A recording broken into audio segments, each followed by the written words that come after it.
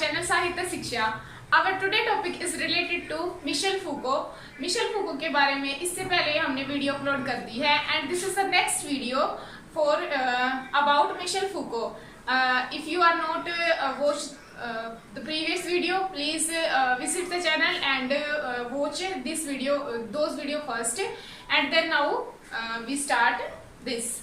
In this video, we will discuss about Michel Foucault very important work that is called the History of Sexuality. यानी कि sexuality को लेकर हमारी society में आज तक जो भी मिसकंसेप्शन बने हुए हैं या जो भी उनकी प्राइवेसी जो सोसाइटी में है उस चीज को लेकर मिशेल फूको का जो पॉइंट ऑफ व्यू है वो बिल्कुल अलग है। अगर आपने इससे पहली वीडियो देखी है तो मुझे बताने की जरूरत ही नहीं है कि क्यों उन्होंने ये बुक लिखी। अगर नहीं देखी है फिर भी मैं आपको एक थोड़ा आइडिया दे देती हूँ कि जो मिशेल फूको थे वो क्योर थ्योरिस्ट थे, यानी कि होमोसेक्सुअल थे। तो इस चीज के लिए उनका जो पॉइंट ऑफ व्यू था सोसाइटी से बिल्कुल डिफरेंट था। तो चलो अब शुरू करते हैं कि इस बुक में क्या क्या था और ये हमारे लिए क्यों इम्पोर्टेंट है। बहुत सारे इस बुक से रिलेटेड क्वेश्चन भी आ चुके हैं पहले और इन फ्यूचर भी आने की बहुत सारी संभावनाएं हैं। मैंने ईच एंड एवरीथिंग कवर करने की कोशिश करी है ब्रीफ वे में इस वीडियो में, और जहां तक है 90% अगर पेपर में आएगा तो यहीं से कवर हो जाएगा। ओके, तो फिर ध्यान से अपना नोटबुक और पेन लेके बैठिएगा। चलो शुरू करते हैं। सबसे पहले मैं बता देती हूँ कि जो मिशेल फूको था वो फ्रेंच राइटर था, यानी कि फ्रेंच लैंग्वेज में उसने अपने वर्क पब्लिश कराए हैं। तो जो ओरिजिनल टाइटल था Historia the history of sexuality का, वो था हिस्टोरिया दी सेक्सुअलिटी, फ्रेंच में पब्लिश हुई थी। उसके बाद जो इंग्लिश टाइटल था वो था हिस्ट्री ऑफ सेक्सुअलिटी 1976 में जो पब्लिश हुआ, और इसका फुल टाइटल जो था सब टाइटल वो है the will to knowledge. Okay, I hope कि यहाँ तक आपको क्लियर हो गया होगा। अब देखो ये ट्रांसलेट किसके द्वारा करी गई, इंग्लिश में। फ्रांस से इंग्लिश में किसने ट्रांसलेट करी, रॉबर्ट हर्ले ने इसको इंग्लिश में ट्रांसलेट करा। 4 वॉल्यूम्स में ये पब्लिश हुई है, अलग अलग टाइम पीरियड पे 4 वॉल्यूम्स में इसको पब्लिश कराया गया। वॉल्यूम्स का मतलब होता है अलग अलग बुक और अलग अलग, जैसे कहते हैं ना, जैसे आजकल वो मूवीज चल रही हैं जैसे गोलमाल पार्ट 1 पार्ट 2 3 ऐसे, मतलब हर चीज के जो पार्ट होते हैं तो उसको वॉल्यूम बोलते हैं। ओके, तो जो फर्स्ट वॉल्यूम थी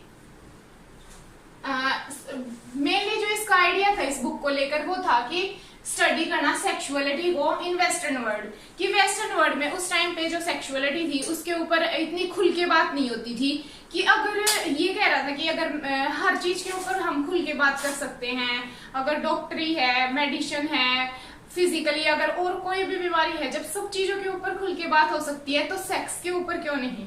ओके, तो जो फर्स्ट वॉल्यूम है उसका जो टाइटल है वो है the will to knowledge, knowledge की चाह रखना या नॉलेज को पाने की इच्छा रखना। ओके, 1976 में फ्रांस में पब्लिश हुई थी, फ्रांस में फ्रेंच लैंग्वेज में, एंड 1978 में इसको ट्रांसलेट कर दिया गया था रॉबर्ट हर्ले के द्वारा 1978 में। That's clear.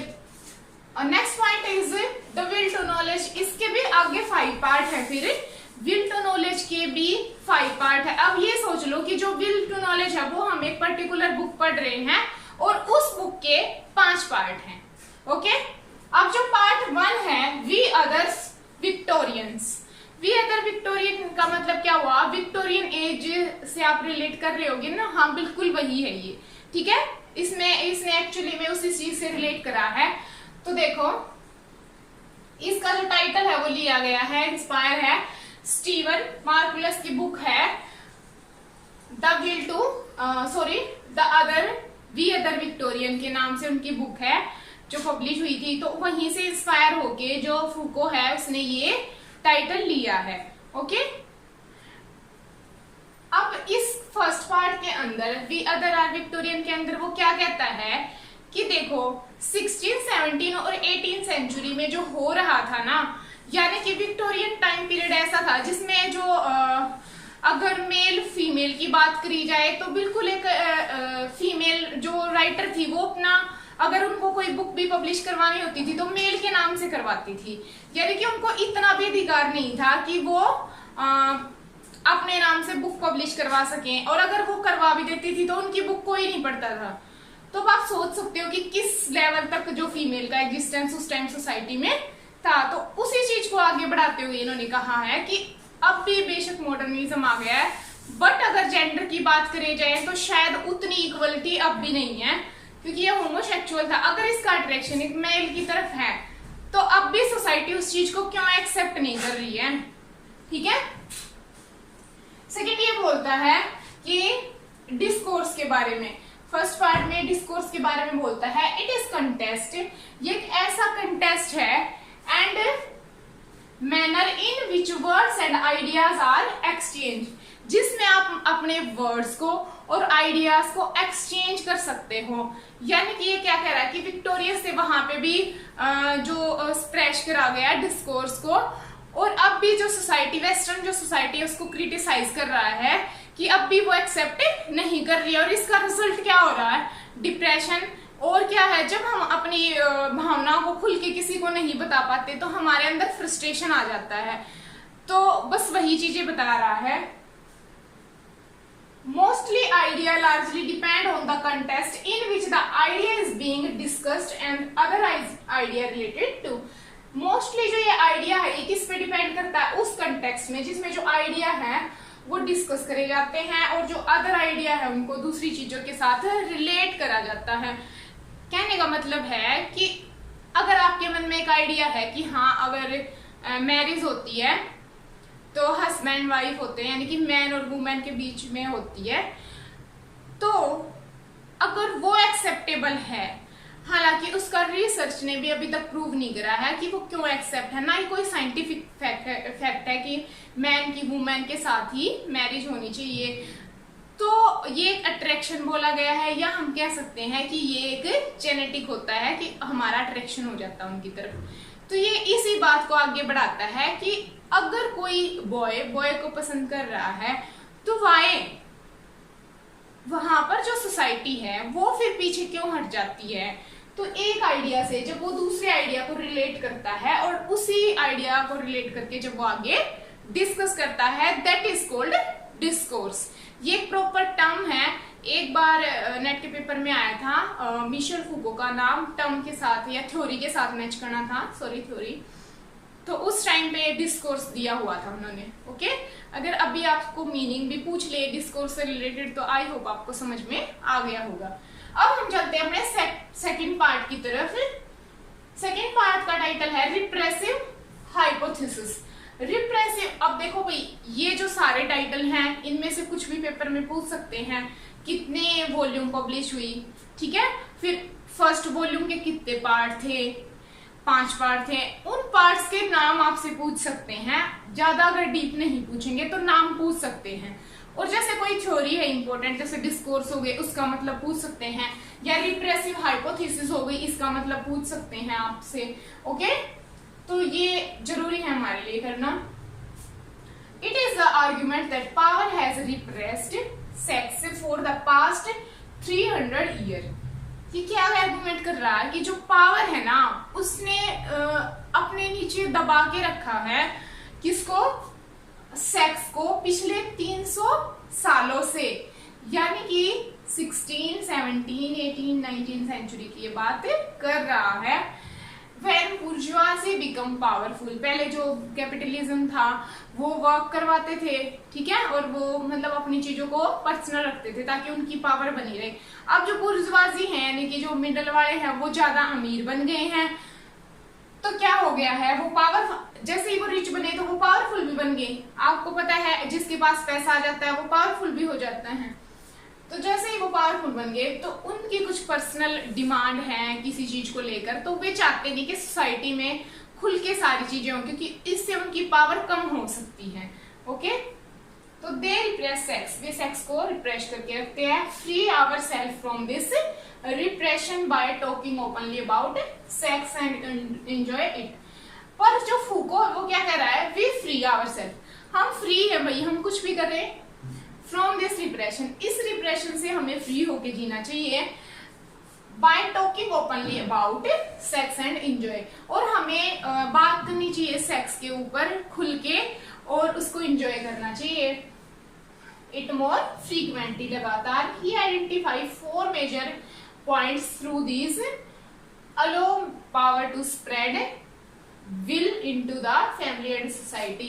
अब ये पहचान करता है कि जो 4 मेजर पॉइंट ऐसे हैं जिनसे पावर ना अपना जिनके थ्रू पावर जो होती है वो रिप्रेस करती है लोगों को, वो कौन कौन से हैं। एक तो वुमेन के थ्रू, उनके जो खिलाफ जो डर बनाया जाता है कि मतलब वो सेफ नहीं है, ये वो, एक तो उनके खिलाफ। सेकंड है सेक्सुअलिटी ऑफ चाइल्ड, कि अगर कोई ऐसे है बच्चे उन चीजों को देखेंगे तो वो बिगड़ जाएंगे ऐसे। थर्ड है मैरिड कपल। फोर्थ है सेक्सुअली प्रिजर्व, यानी कि जो सेक्सुअली जो धारणाएं बना दी गई हैं कि हाँ मैरिज के बाद एक हस्बैंड वाइफ ये उन चीजों का डिस्कशन कर सकते हैं, उन चीजों का वो कहता है कि पावर है इन चारों चीजों पे अपना दबदबा बनाए रखती, कि ये चारों सेट रहे तो खुद ही उनकी पावर मेंटेन रहती है। ओके, पार्ट थर्ड है साइंटिया सेक्सुअलिज। इसमें कह रहे हैं कि साइंस डेवलप हो रहा है but unearth the truth of sex, but वो अब भी खुल के उसने आज तक, जैसा कि मैंने पहले ही बताया था अभी, उसने खुल के ये नहीं बोला है कि जो फीमेल और मेल का जो एक सेक्सुअल रिलेशन होता है या जो अट्रैक्शन होता है वो क्यों होता है। उसने आज तक इसके ऊपर फैक्ट क्लियरली नहीं दिए हैं। He says scientific sexually only use for political purpose के लिए ही उनको यूज करा जाता है साइंटिफिक चीजों को। He explores sexuality is except in confession and scientific, वो एक्सप्लोर करता है सेक्सुअलिटी को कि उन मतलब कि उसको भी कन्फेस कराना जाना चाहिए। अगर चर्च है वहां पे जाके सभी जो हमारे सीन होते हैं उनको अगर हम एक्सेप्ट कर रहे हैं कि अगर हमने किसी का कुछ गलत कर दिया, सब कुछ जाके हम चर्च में प्रीस्ट के आगे एक्सेप्ट कर रहे हैं और उससे हमें फॉरगिवनेस मिल रही है, तो why sexuality is not accepted in church. Okay, focal main goal क्या था इस बुक को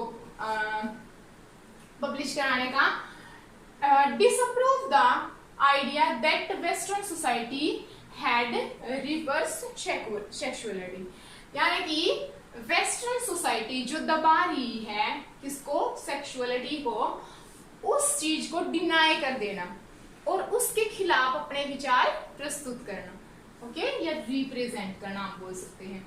पार्ट 4 है डेवलपमेंट ऑफ सेक्सुअलिटी। हमें जरूरत है अंडरस्टैंड करने की सेक्स पावर को, कि सेक्स जो है उसको अंडरस्टैंड करने की जरूरत है कि एक्चुअल में वो क्या होते हैं। हमारी इंटरनल फीलिंग होती है, इंटरनल अटैचमेंट होता है किसी के साथ।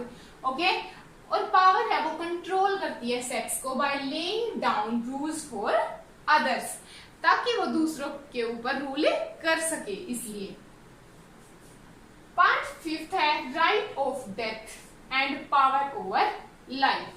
अगर हमारा डेथ का अधिकार हमारे पास है तो जो पावर है वो हमारी लाइफ के ऊपर क्यों काम करती है। अगर पावर का कंट्रोल हमारी डेथ पे नहीं है तो why power control our life, we did not live our life in freedom, why. तो ये पॉइंट ऑफ व्यू था इस पार्ट को लेकर फुको का। अब ये तो था वॉल्यूम फर्स्ट का जो इंपॉर्टेंट पॉइंट था। वही मेरी रिक्वेस्ट है कि प्लीज एक एक पॉइंट नोट डाउन कर लीजिएगा। बड़ी ही रिसर्च के बाद इस चीज को रेडी करा गया है और बिल्कुल एक एक पॉइंट बहुत सोच समझ के लिखा गया है, तो बिल्कुल भी लाइटली ना लीजिएगा। ओके, वॉल्यूम सेकंड है, उसका जो टाइटल था यूज ऑफ प्लेजर, यानी कि प्लेजर जो है, एंजॉयमेंट जो है उसको यूज करना। इसमें जो फूको है उसने एक्सप्लोर करे हैं वर्क ग्रीक फिलोसोफर्स के, जैसे कि सेनेस्का हो गया, जीनोफोन हो गया, प्लेटो हो गया, इन सभी राइटर्स के वर्क उसने पहले इंट्रोडक्शन में मैंने बताया था कि उसका इंटरेस्ट था। तो सारे के सारे जो ग्रीक फिलोसोफर थे उसके वर्क्स को उसने पढ़ा है और उसका एम क्या था, अनरिवील करना किस चीज को, जो स्ट्रक्चरलाइजेशन है ना सेक्सुअलिटी का जो बना दिया गया है मेल फीमेल का, बॉय गर्ल का, उस चीज को अनरिवील करना ग्रीक कल्चर में। तो इस चीज को अनरिवील करने के लिए वो 4 ग्रीक प्रैक्टिस को डिस्कस करता है, हमारे फ्रंट लेके आता है। पहली होती है डाइटिक्स। इसका रिलेशन होता है, डाइटिक्स का मतलब होता है relation of self with body, हमारा खुद का रिलेशन अपनी खुद की बॉडी के साथ, उसको बोलते हैं डाइटिक्स। ओके, सेकेंड है, तो देखो अब जब हमारा ही रिलेशन है तो फिर क्यों दूसरे हमारे ऊपर रूल करते हैं। ओके, सेकेंड है इकोनॉमिक। इकोनॉमिक में आप मैनेज करते हो मैरिज को एंड हाउस होल्ड को। जैसे कि मैरिज लाइफ होती है कि उसमें आप मैरिज लाइफ को संभाल रहे हो और क्या कर रहे हो, हाउस होल्ड वर्क कर रहे हो। ओके, थर्ड है इरोटिक्स। इरोटिक्स में होता है, एक्सप्लोर करते हैं course conduct between man and boys. Okay, कि मैन एंड बॉयज के बीच के जो फीलिंगे हैं उनको जानना। Okay, fourth is understand true love philosophy, कि एक्चुअल में ट्रू लव कौन सा, जो सोसाइटी ने बनाया है या जो हमारा इंटरनल है। ठीक है, तो आई होप कि वॉल्यूम सेकंड यानी कि बुक सेकंड भी आपको समझ में आ गई होगी। बुक थर्ड या वॉल्यूम थर्ड है द केस ऑफ सेल्फ, यानी कि खुद के ऊपर काम करना। इसमें भी फूको ने डिस्कस करे हैं ग्रीक के कुछ टेक्स्ट, और इसमें जो एक वर्क है ओनरोक्रिटिक। ओनरोक्रिटिक ये एक वर्क है जिसका मतलब होता है द इंटरप्रिटेशन ऑफ ड्रीम्स, यानी कि ड्रीम्स को जांचना, ड्रीम्स को इंटरप्रेट करना, खुल के जीने की कोशिश करना। ये आर्ट मेडोर्स ने लिखा था। जो अदर वर्क्स हैं उसमें इंक्लूड हैं, जो अदर ऑथर थे वो उनके भी इस बुक वॉल्यूम में डिस्कस करा। थर्ड वाली में गैलिन, प्लूटार्च, शूडो और ल्यूएन, इन चारों को इस बुक में डिस्कस करा हुआ। इनके सबके नाम याद रखने आपने कि कौन सी बुक में किस ऑथर को डिस्कस करा, किस राइटर को दिया है। अब लास्ट वॉल्यूम है volume fourth. In this show the Christian society of earlier pre Christian idea of pleasure, कि जो क्रिश्चियन सोसाइटी है वो शुरू में आइडिया देती है हमें कि प्लेजर, यानी कि अगर आप सब कुछ छोड़ के अगर हमें अपना लेते हो तो आपको बहुत ही ज्यादा प्लेजर की अनुभूति होगी। बट क्या अगर हमारा इंटरनल वो चीज एक्सेप्ट नहीं कर रहा तो क्या हमें वो चीज मिल सकती है? Definitely not. तो ये था फूको के द हिस्ट्री ऑफ सेक्सुअलिटी के बारे में। तो भाई अगर वीडियो अच्छी लगी है तो लाइक करें, कमेंट, शेयर एंड सब्सक्राइब करें और खुश रहिए, हंसते मुस्कुराते रहें, सेहत का ध्यान रखिए अपनी, और सपने देखें, उनको पूरा करने के लिए हर संभव प्रयास करें और मेहनत करते रहें। और भाई अच्छे से एक एक पॉइंट नोट डाउन कर लें। ठीक है, तो बाय फ्रेंड्स, थैंक यू।